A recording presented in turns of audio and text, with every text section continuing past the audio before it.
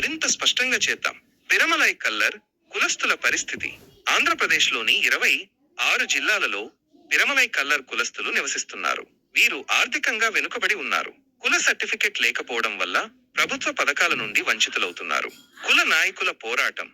కుల నాయకులు కుల సర్టిఫికెట్ల కోసం పోరాటం చేస్తున్నారు. పల్నాడు జిల్లా చిలకలూరుపేటకు చెందిన నటరాజ్ వెంకటేష్ దేవర్ రాష్ట్ర ఉప కార్యదర్శిగా పనిచేస్తున్నారు. ఆయన రాజకీయ నాయకులను ఈ కులస్తుల సమస్యలను తెలియజేస్తున్నారు. సమస్యలకు పరిష్కారం.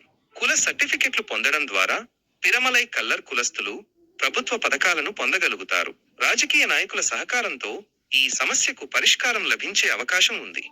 మీరు మరింత తెలుసుకోవాలనుకుంటే నటరాజ్ వెంకటేష్ దేవర్ను సంప్రదించవచ్చు. సంబంధిత ప్రభుత్వ శాఖలను సంప్రదించవచ్చు. మీ ప్రాంతంలోని కుల సంఘాలను సంప్రదించవచ్చు. గమనిక, ఈ సమాచారం మీకు ఉపయోగకరంగా ఉంటుందని ఆశిస్తున్నాను. మీకు ఏవైనా మరొకటి తెలుసుకోవాలంటే అడగండి. అదనపు సమాచారం. పిరమలై కల్లర్ కులస్తుల సంఖ్య ఎంత? వీరు ఎక్కువగా ఏ జిల్లాల్లో నివసిస్తున్నారు? వీరు ఎదుర్కొంటున్న ఇతర సమస్యలు ఏమిటి? ఈ సమస్యకు పరిష్కారం కోసం ప్రభుత్వం ఏ చర్యలు తీసుకుంటోంది? మీరు ఈ ప్రశ్నలకు సమాధానాలు కనుగొనడానికి సహాయం చేయగలరు. మీరు ఈ సమాచారాన్ని మీ స్నేహితులతో